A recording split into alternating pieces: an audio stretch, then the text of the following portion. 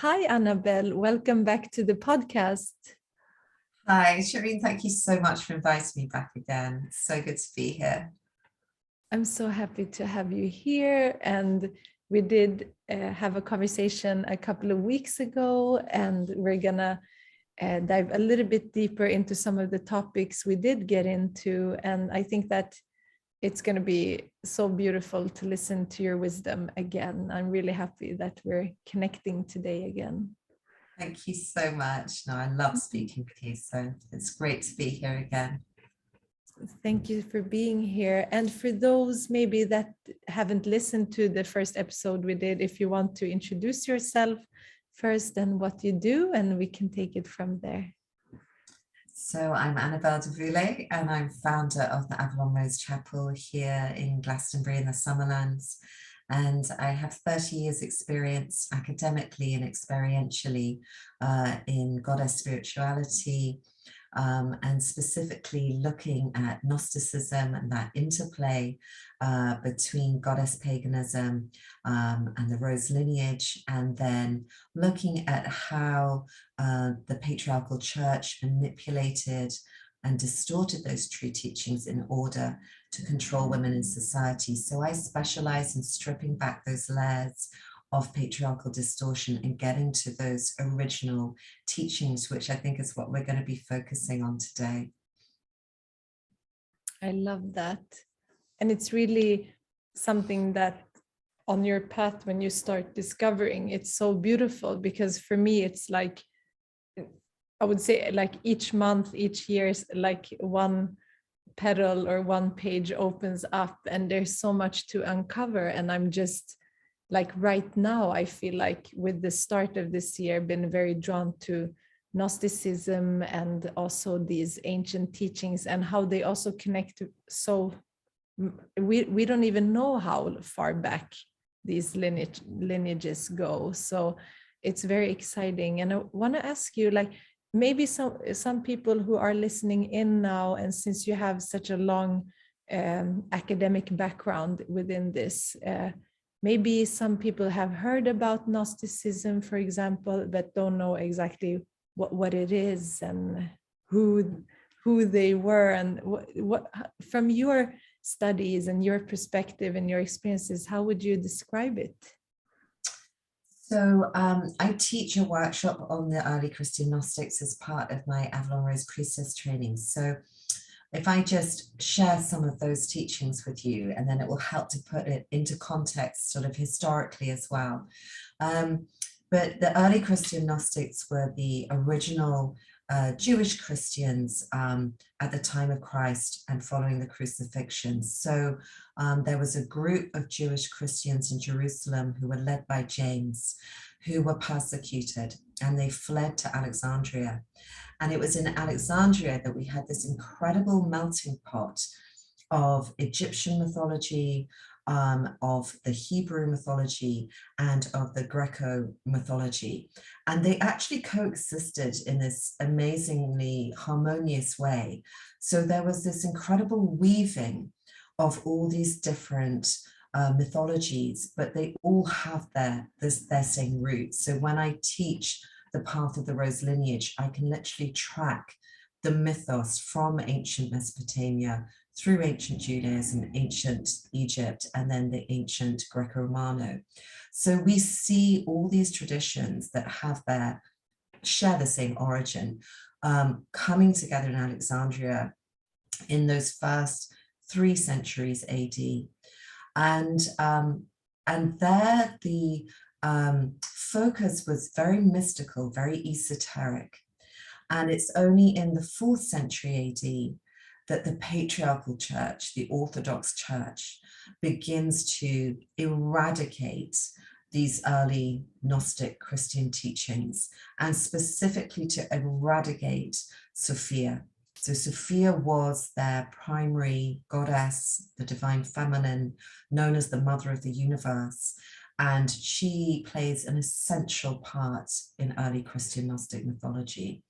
And when the patriarchal church rises, and with the Pauline scriptures, she is completely destroyed. She's eradicated from the Bible. And so I absolutely love sort of stripping back those layers and getting back to these core teachings of the early Christian Gnostics that are completely founded on this millennia tradition of what I call the Rose lineage. So there are two main myths, and one is the myth of the descent of the god and his death and then his resurrection. And of course, that you can also track the whole way down the millennia. And in that mythos, it is the divine mother or the goddess Isis, for example, who descends and remembers him and resurrects him.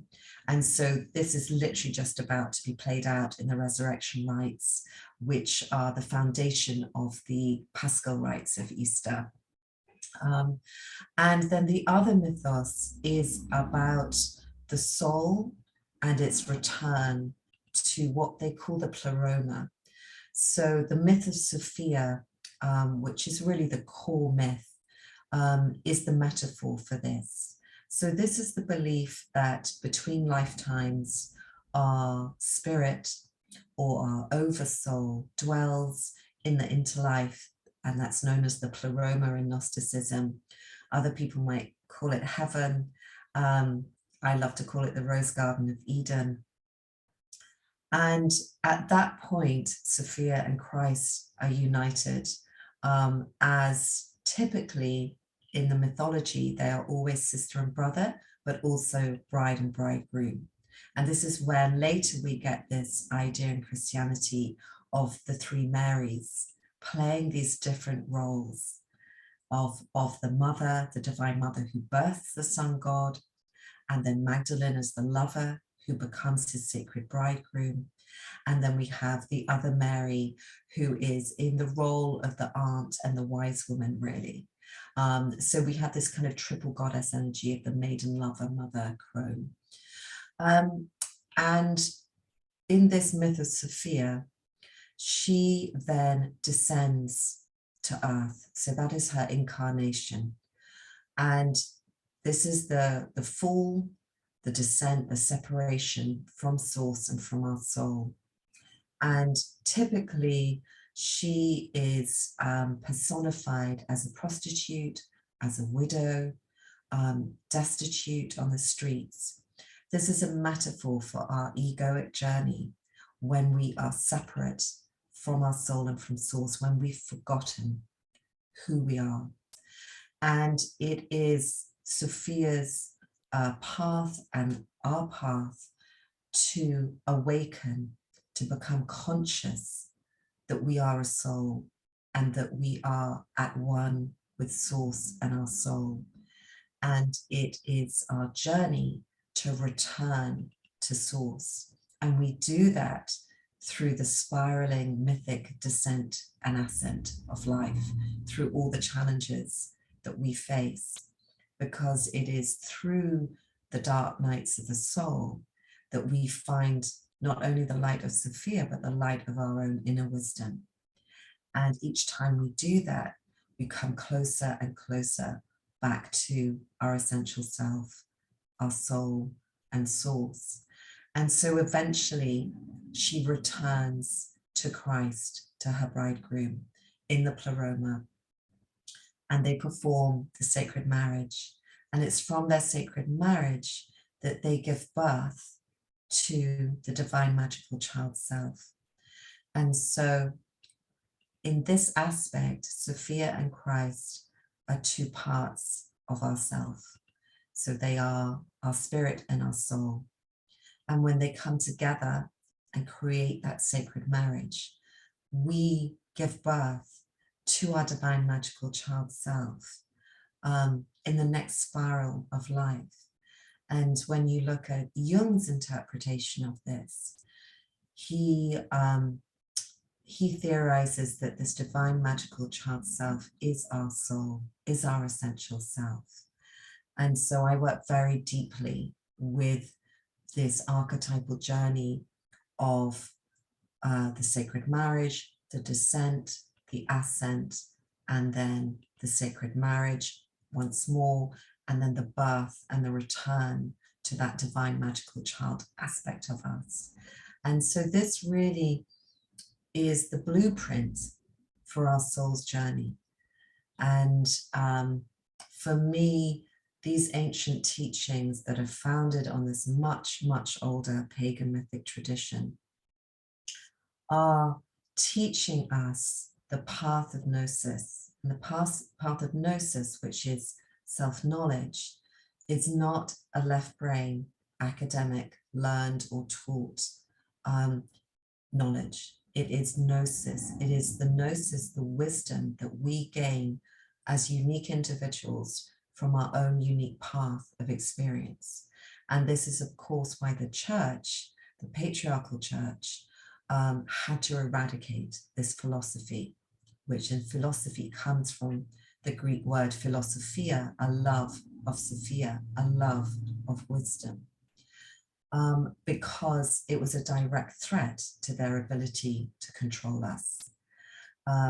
Because if you empower someone, an individual, to believe that wisdom is to be found in their own path of gnosis, their own experience of life, then that eradicates any power that a patriarchal organization can have over you by insisting that you can only access God through a priest, for example, through an intermediary. Whereas these early Christian Gnostics were teaching what Christ taught, which was that the path to the divine is through your own gnosis. That was such a beautiful journey into that, and so many aspects. Thank you so much. And I love that the creation story, and how, and it is a big, it's such a big topic, and a big, it like any type of philosophy or like creation story, it's a lot to like understand, and so many layers. So I'm really loving like to learn more about it, but it is also like a remembrance or something that seems familiar, because you can kind of, I'm thinking about like this Sophia, because when I hear it, and it's when I think about the energy of this, either this goddess or this like entity that is just like an eternal thing that is everything and in everyone. I'm also thinking about the Maya and this whole, like, that everything that we experience as human beings is a feminine like expression of something.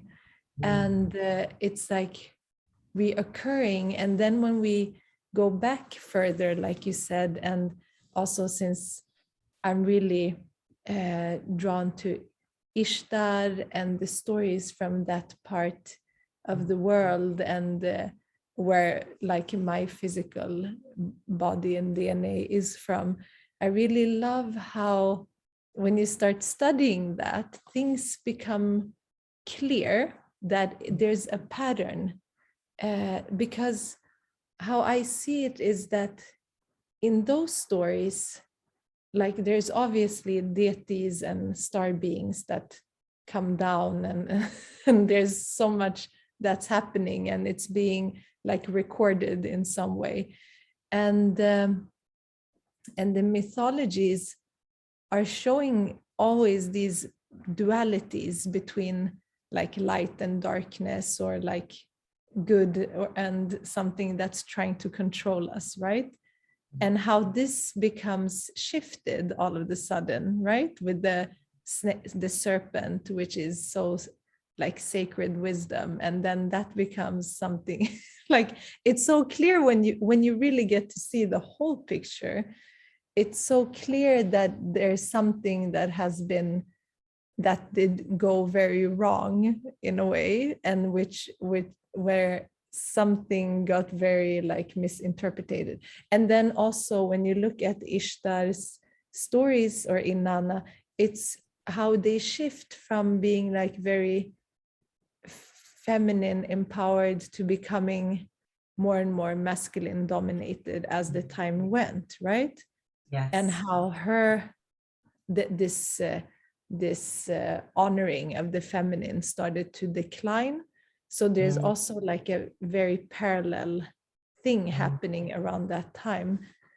And how that then you have these people that probably like lived and expressed what was taught from the beginning, and then that became like these teachings had to be hidden, like you said, to be able to control.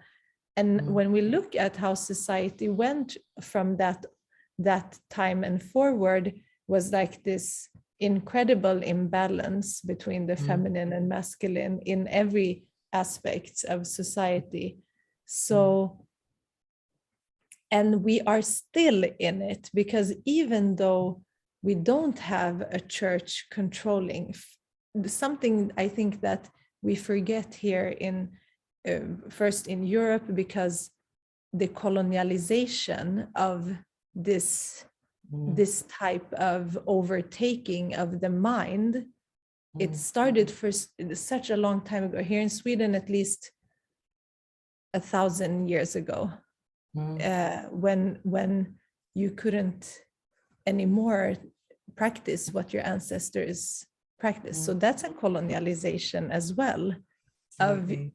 It's like a sacred and a religious colonialization. And something came in that had nothing to do with that spiritual. It was like disguised. And then, and this is what before we started this talk, this has become very clear, because when you look at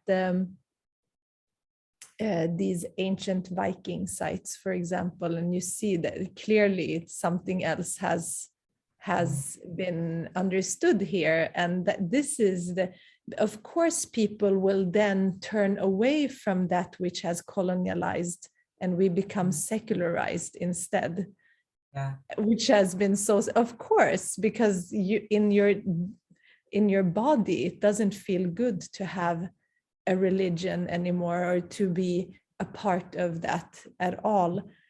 And then other ways to like you said, like to control people happened, and and another type of worship, which is the worship of science, the worship of, and I'm not talking about that it's a bad thing, but like always wanting to have like a physical explanation to everything, and not considering that there's so many aspects to life that we cannot like pin down physically. And then the worship of money and consumerism, like and so we're still being controlled in a way, but in a different way, but it's like the same pattern that's been going on.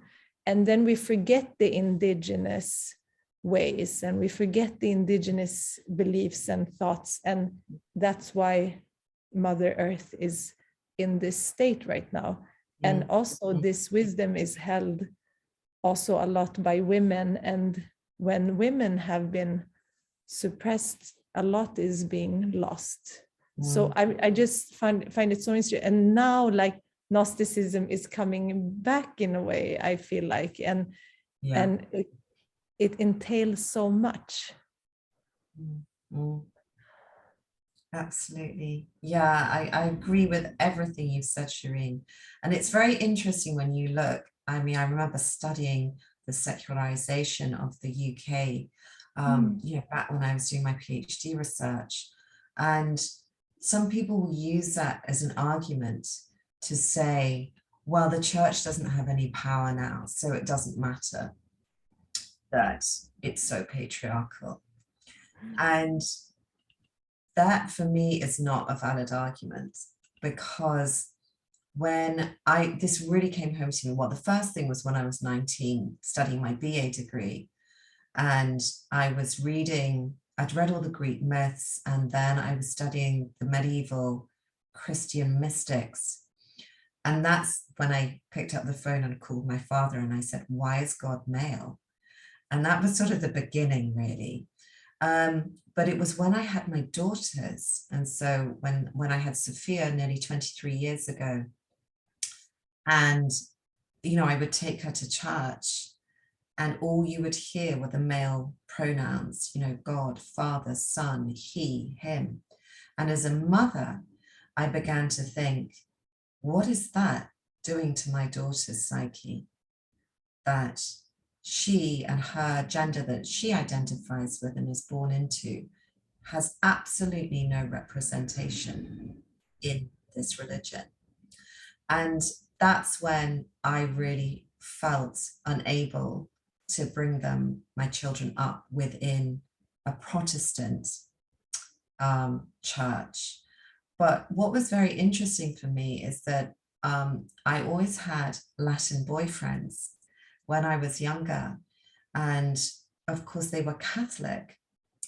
And I spent a lot of time in southern Italy. And what I loved about the rural villages Catholic devotion is that it is so paganistic, it's so deeply rooted in the earth and in the cycles of nature, Mother Nature, and the vegetation and agricultural cycles. But also it is absolutely focused on the Madonna and on the Black Madonna as that very deep earth mother goddess. And so although, my experiences in Peru really opened my eyes to the incredibly negative impact that the Roman Catholic Church has had in, for example, Latin America, with its, the influence and the power that it has politically on women's reproductive rights is immense. With, with the not being allowed to use contraception, not being allowed to have abortions, and the knock-on effect of that at that time when I was in Peru was this massive spread of AIDS, and, death of so many women from botched illegal abortions, and, a rise in orphans and street children. So there is this, very, very powerful part that the patriarchy of the Roman Catholic Church plays in the reproductive rights and then in the social issues that come.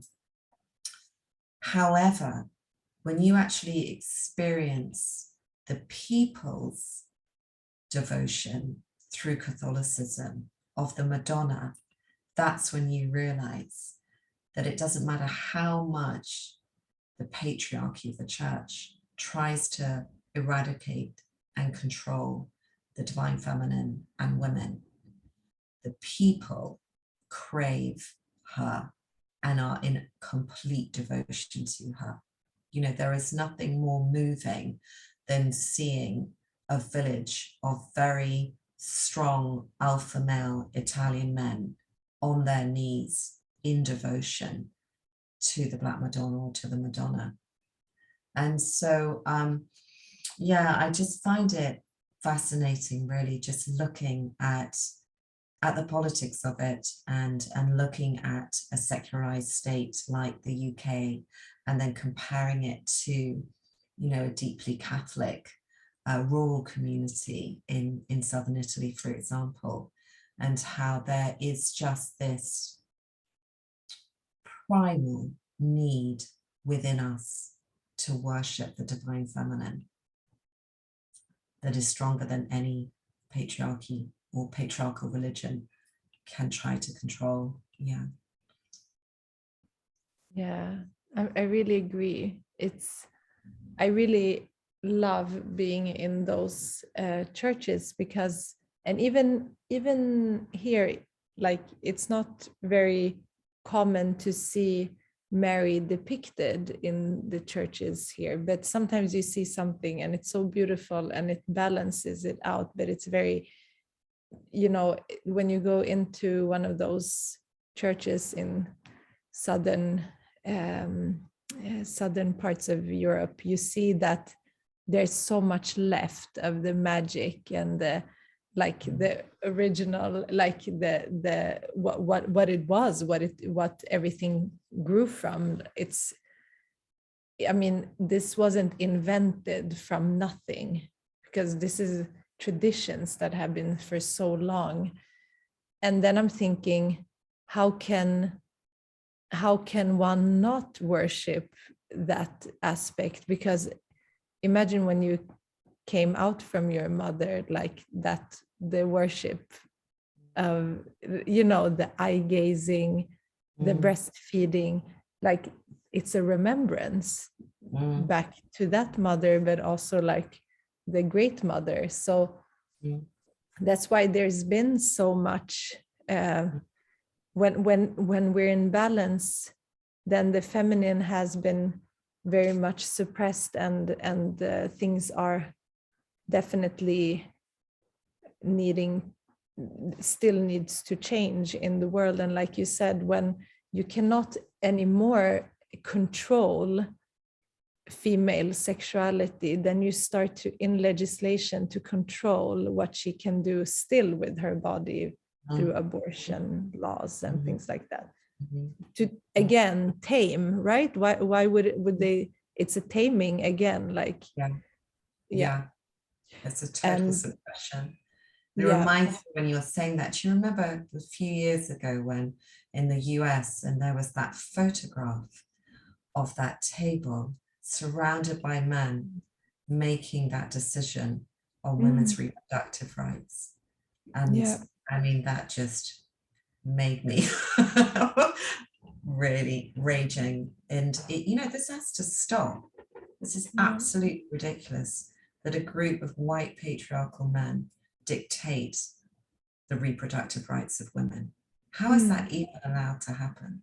No, there's so much that we think is like female contraceptives, and there's already things that could be produced for men, but it's still, again, controlling the female cycles, controlling the body, the decisions, and it's so ingrained. And right now, like in this time, we're kind of like going backwards, but I hope like this backwards motion is like just gonna swing us forward, and we are seeing changes in these generations now that are coming, because like youths now have a different like base to stand on, because the knowledge is out there and it's more talked about, and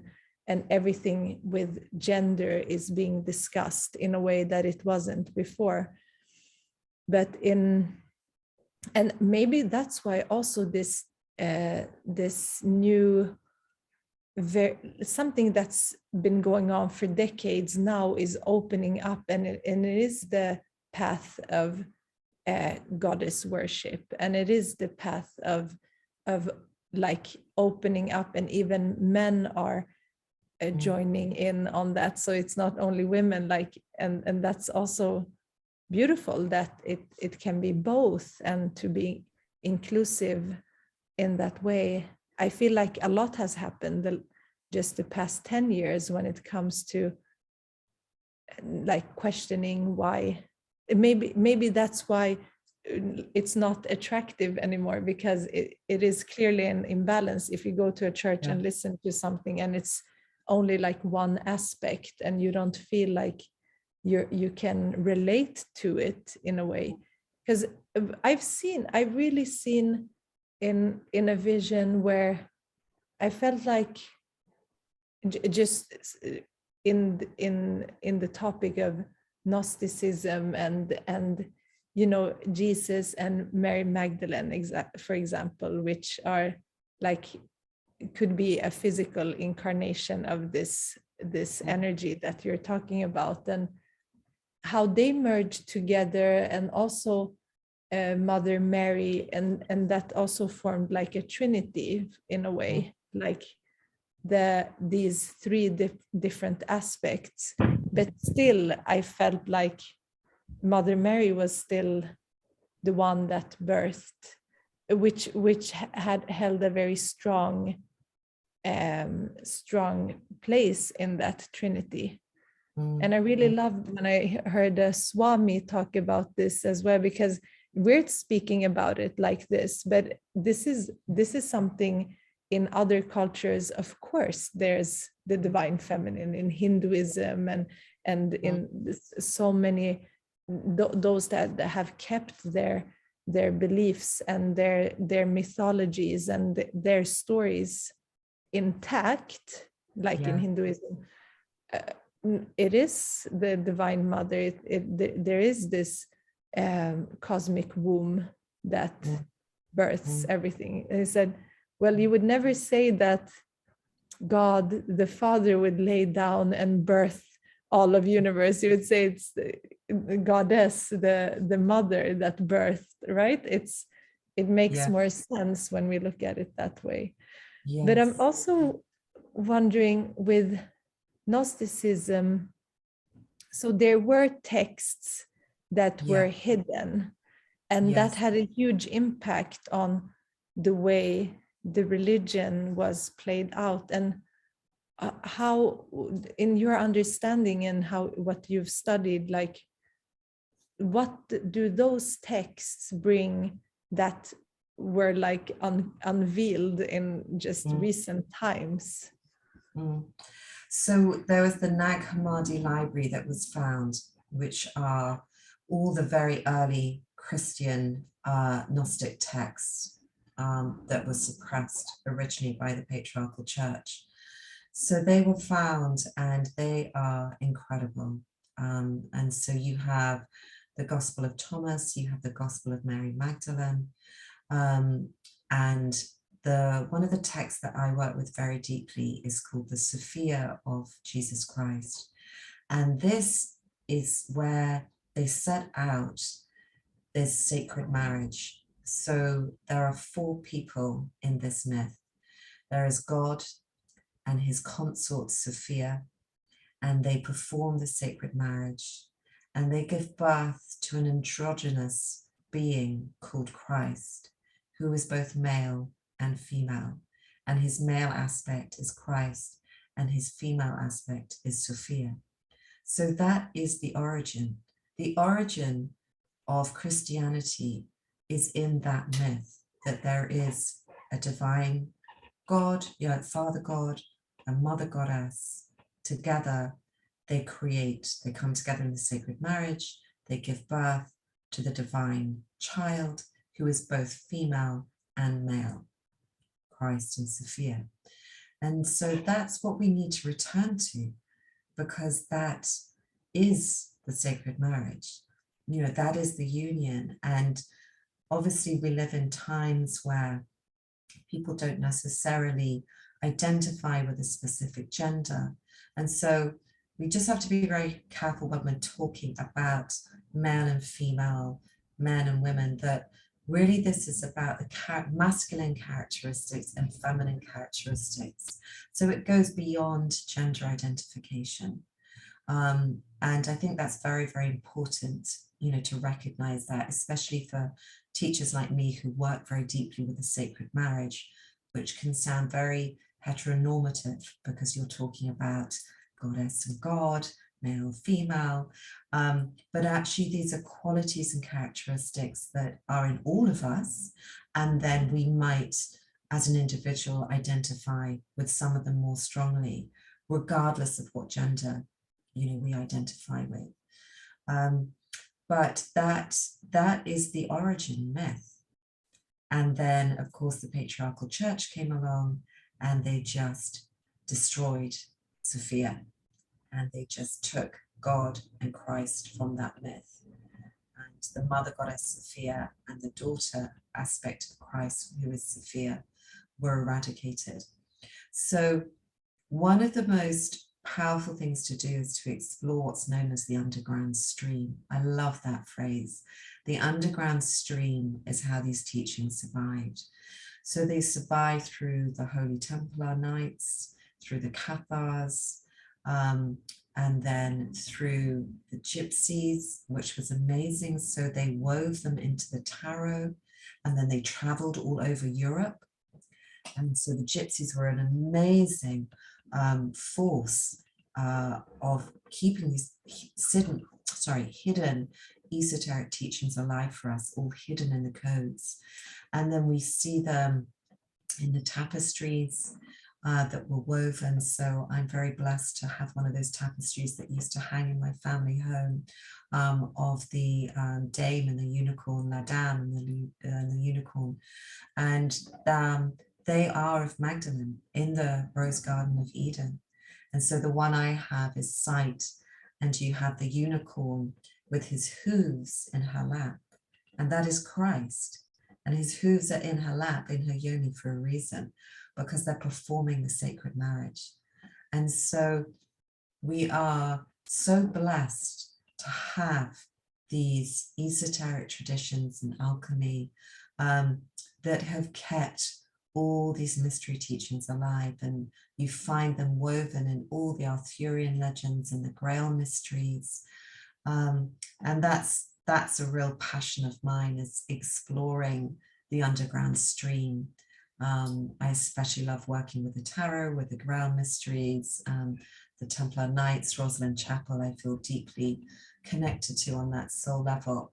And so the teachings are there for us to uncover, but they are called the mysteries for a reason. And so as much as we can read and learn with our left brain, we really cannot understand or enter the mysteries outside of personal direct experience, our path of gnosis. That's so beautiful.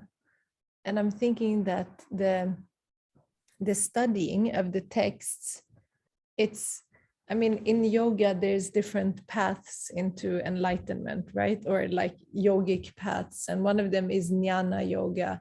And it's also the yoga of the intellect. To when you read certain texts, they activate something in you. Your knowledge expands, your understanding, right? Your awareness. And I think that on my path, that's very important, and an important part, like everything that you're sharing now. And then through that also get the experience in a way, and it works on different levels, right? Absolutely, yeah. And that's just what happened to me with Sophia. So I'd studied her in my master's and my PhD research. So I knew in a left brain way who she was, but I had no lived embodied gnosis or experience of her. And it was only when I gave birth to my eldest daughter, Sophia, who then was born with a life-threatening syndrome, and repeatedly led me on that Sophianic descent and ascent of the soul, through nursing her through 12 surgeries, that I came to have that lived embodied experience of who Sophia as Black Goddess of Wisdom is. And then we became the living embodiment of her mythos. And so what I find is that the deities come to us and they come and initiate us. It's like sometimes people will ask me, you know, do you have a deep devotion to Sarah, for example, the Holy Grail? And personally, I don't, because she hasn't come and initiated me. One of my colleagues has a very deep relationship with her because she came to her as a child.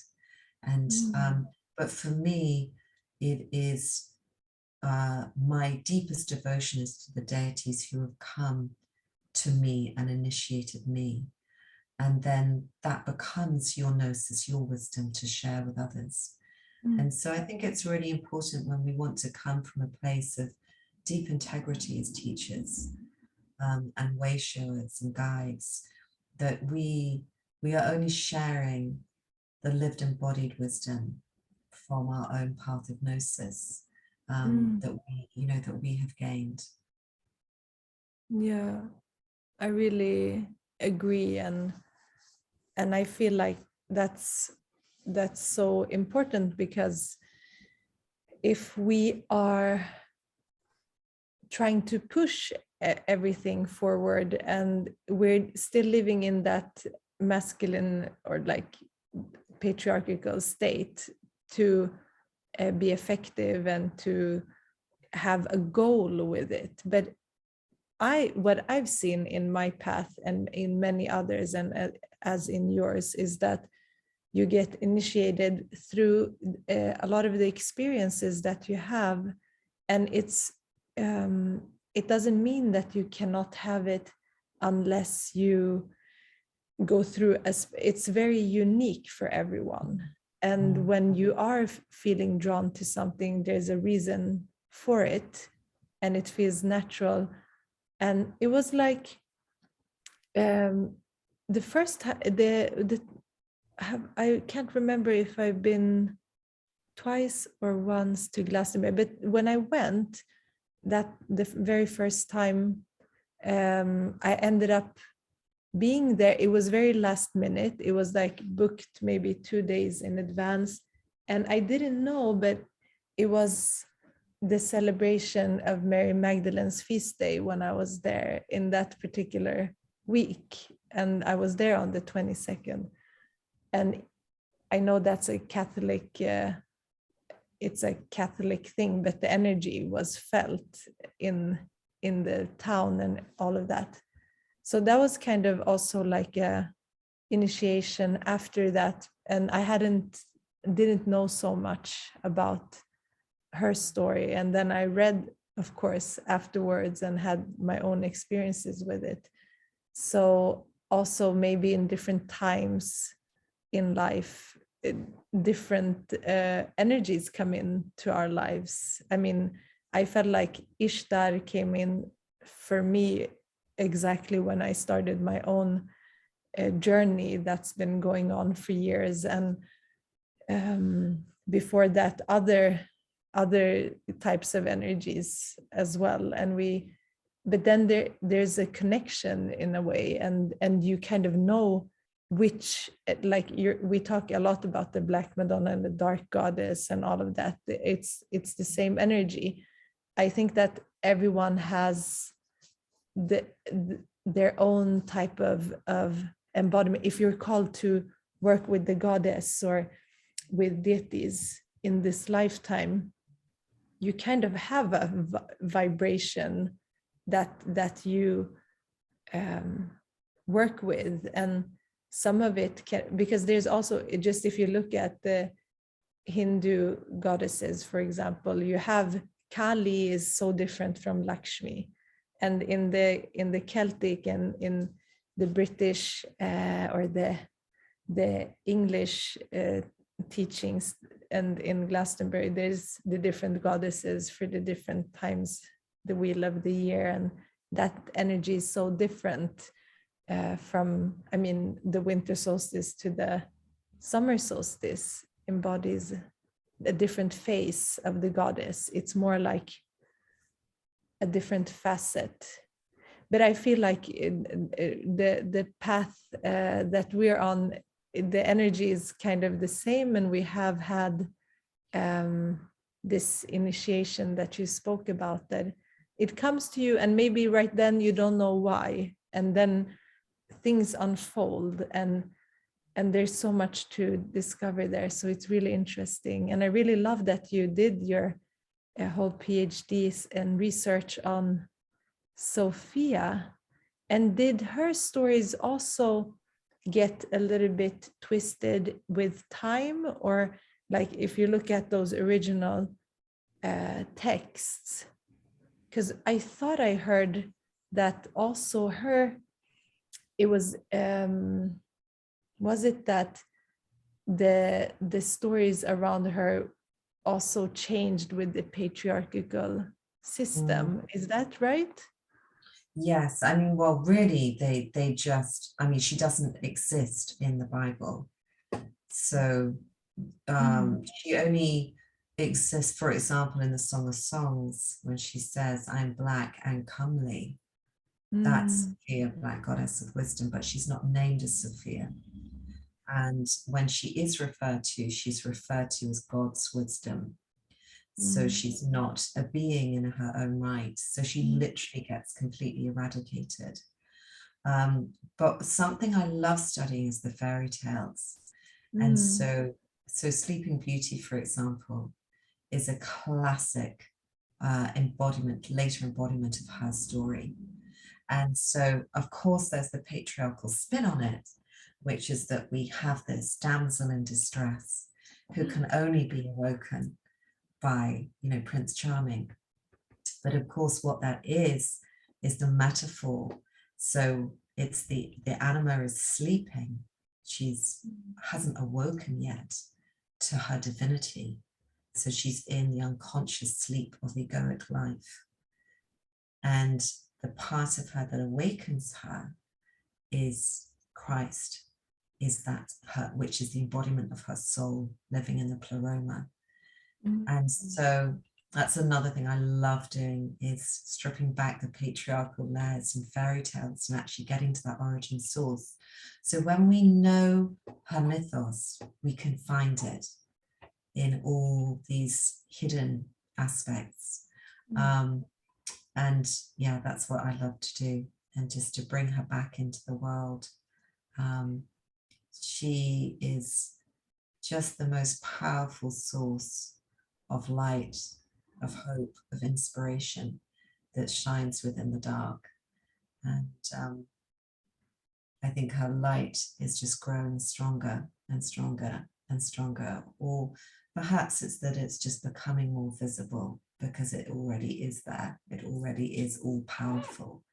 And maybe it is that we are just helping to unveil that light so that it can shine more brightly in the world, and that every individual can recognize that light shining within them, because that's really what it's about, is every individual awakening to their own divine light and wisdom and soul potential. And I feel so strongly that all of us who've chosen to incarnate at this time are part of that awakening. And it's only when we awaken that we can truly come together and co-create from that place of the inner sacred marriage and also the external sacred marriage. And I think it is so important that women and men, or those who identify with feminine characteristics or masculine characteristics, rise up and come together in union to overthrow the patriarchs and to create the new Earth Star together from that place of mutual honoring and respect, and honoring the different roles that we play. I think that is so important. And I feel, I was talking about this yesterday, that I think, and I talk about this with my priestess sisters here, that many people who identify as men are quite lost at the moment because they don't know what their role is.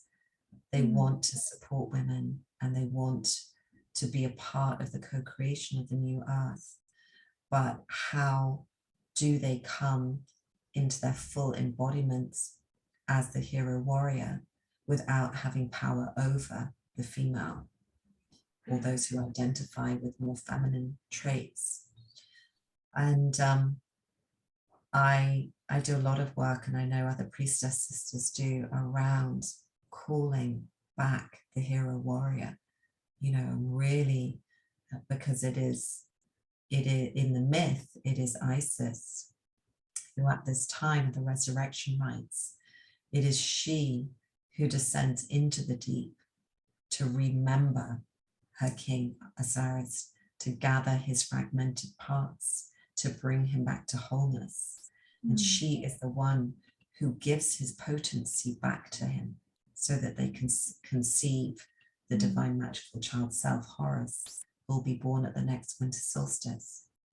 And so I think those of us who identify as women or with feminine characteristics, it is part of our role to help men or those who identify with those masculine characteristics to remember themselves as the hero warriors that they are born to be, and to join with us in sacred union and in mutual honor and respect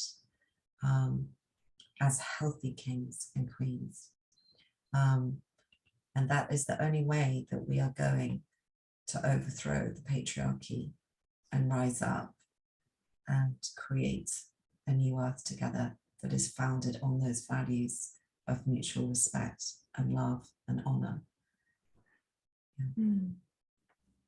Yeah, that's so beautiful. And I love the correlation with the Isis story and what she did.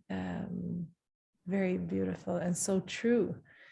And I would like to ask you also, so when is your priestess training starting? And it sounds so beautiful, like everything that you just shared now. And I think that many people would definitely want to learn more about this path. And yeah, is it online? Is it in England? How does it work?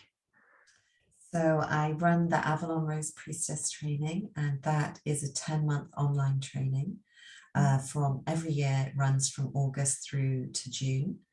And then we have an in-person pilgrimage called the Mary Michael Pilgrimage to Glastonbury Avalon in the Summerlands, which is an in-person, very deep, lived embodied experience in these lands of all the mythos of the Avalon Rose lineage. And then there is an online practitioner training, the Avalon Rose practitioner training, which is a 7-week intensive training, which is accredited, and where you'll become a licensed practitioner to run courses on behalf of the Avalon Rose Chapel for the healing and empowerment, specifically of women and those who identify as women.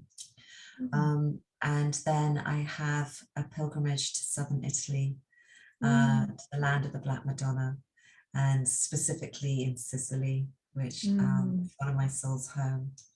And that is really, again, like the pilgrimage in Glastonbury, that is like the lived embodied experience of those goddesses that we work with on the practitioner training in their land, in their ancient temples. And that's how I like to work. I always work with the sacred marriage of the left brain and the right brain. So we do the academic work so that that is, like you said earlier, it's lodged within that left brain and it begins to ripple through into the right brain. But then I always use, as a transpersonal therapist, I always use guided journeys, rituals, ceremony, and pilgrimage to have that lived embodied experience of those archetypes that work within our own psyche. So my vision is really to keep growing the Avalon Rose Chapel and its community of priestesses and practitioners, so that we can bring these teachings out more and more into the world, help people to heal, to become fully empowered on their own path of gnosis, to recognize the light of Sophia shining deep within them, to empower them to share their own unique soul gifts in the world, and then to keep challenging the patriarchy. You know, that is a very important part of the path of the priestess, is to stand in our power, to harness that wise woman warrior energy, to really anchor Lilith in, and to fight on behalf of the women who are still horrifically subjugated throughout the world, and the majority in the name of patriarchal religion. That's so beautiful. And I will share the links in the show notes so people can read more and connect with you. And I want to thank you so much for sharing again. And there would be so many more questions if the time hasn't just flown by as usual. But I want to thank you so much again, Annabel. It was such a pleasure to talk to you again. Thank you so much. Thank you so much, Shireen. I absolutely love talking with you. I know we have a deep soul sister connection, so it's been a complete honor. Thank you so much. Thank you.